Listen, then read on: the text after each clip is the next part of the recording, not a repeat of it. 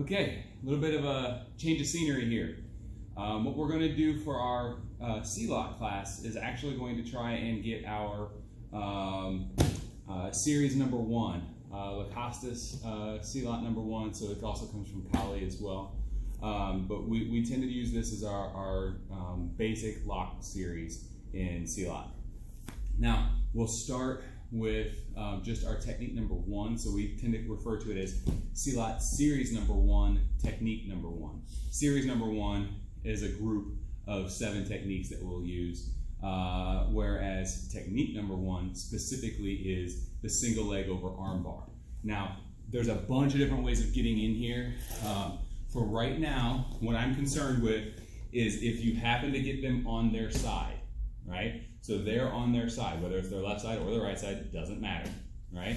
You can either take your knee and put it into their armpit, or you can put it on the ground behind them, keeping them from rolling into you, okay? I'm gonna show it here with my knee on their armpit, and then the important part of this is to make sure you also have something in front, right? So at this point here, this is going to look fairly awkward, right? And your balance will be off as they're trying to wiggle, because no one's gonna just sit here and let me do this. So what tends to happen is that you tend to hold this in tight here, in a knee sliding as tight to their back as you can, and your foot right in here as tight to their jaw and neck as you can. From this position here, if you happen to get their arm and you're holding onto their arm, great, right? That's a good step. One of the things you need to make sure you watch out for is this bottom end is gonna kick out, right? So you want to make sure that you monitor this from doing so by either grabbing their pants, if they happen to have pants on, or pushing into their hip as you start to feel something along those lines. If you're with someone who's very inexperienced, or unfortunately nowadays, if you're with someone who's very experienced on the ground, you'll sometimes get them to roll to their belly, right? If that's the case, right away get into a back mount and get your hooks in tight, and then you can just start working your slapping, the striking, all that sort of stuff. When I say there's a spectrum here, if you're playing a game with somebody who has done a lot of grappling, they're not super uncomfortable with being in a turtle position. Now granted, it's a little different when strikes are coming at them, but it's still a comfortable-ish position for some high-level people. Whereas it used to just be if they rolled to their belly, it was fair game. You had them, right? Things are a little different nowadays thanks to the advent of Brazilian Jiu-Jitsu and how prolific that has become and how well they have advanced the grappling game. So anyway, what we're gonna do is we're gonna start in here on the side position. So what I like to simulate and what we usually do in classes here is we'll throw our Puta Kapala, right, or our Labai throw, right? And as we do, we try and slide up and catch that arm.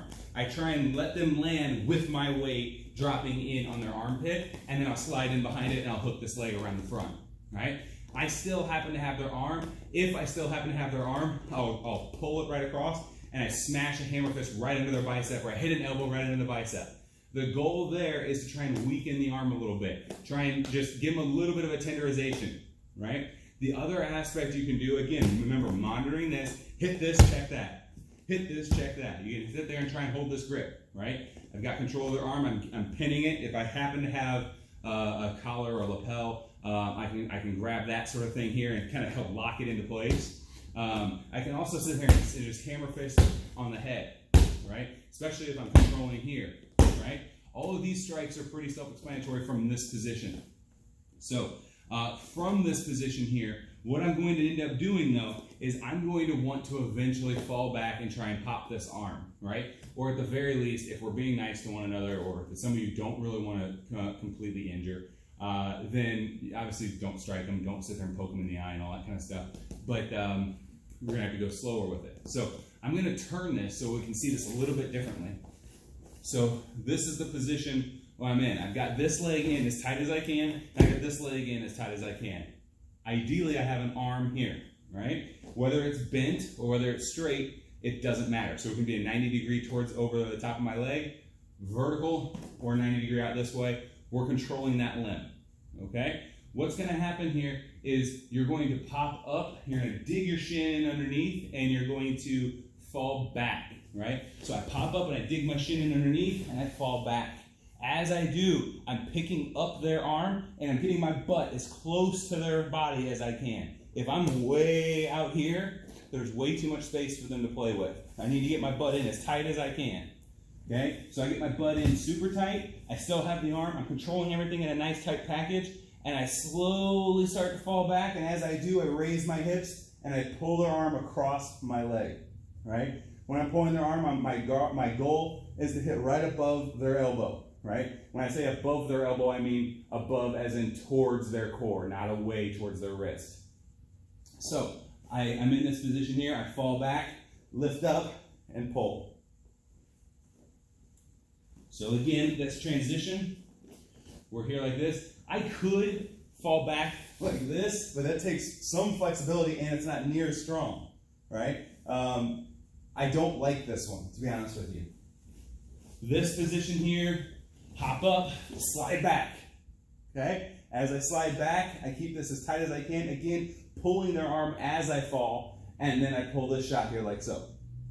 Now, instead of me just hanging out here like this and playing the game for too long, some people will also mention that they might bite, right? What if he bites you? Well, one, it's kind of hard to bite if you just popped his arm because he's going to be screaming more than anything else, right? If he's either a complete badass or you have let this kind of on super soft, just trying to show him, like, hey, let's settle down here.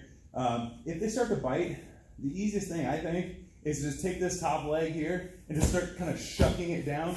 And what you're doing is you're just driving their head over and over into the mat. It tends to jar them quite a bit, stops that issue, okay? So this position in here like so, and then from here, instead of just laying here hanging out, I'm going to take my bottom leg out from underneath their back. I'm going to push it on their shoulder. I'm going to continue to push, and then I'm going to give them one last little shot right there, posting up as I do so.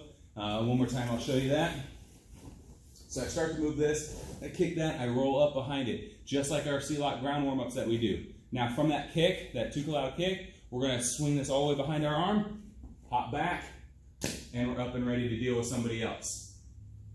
So again, the mindset isn't to sit here and try and play counter for counter, point for point. The mindset of this is it should be very quick, right? So we're dealing with something where from the throw, here like so, I'm in this position here, I slide in, I'm hitting, I'm checking the groin, checking the hip, I fall back into this position, wrench this, tap, tap, kick that, and out.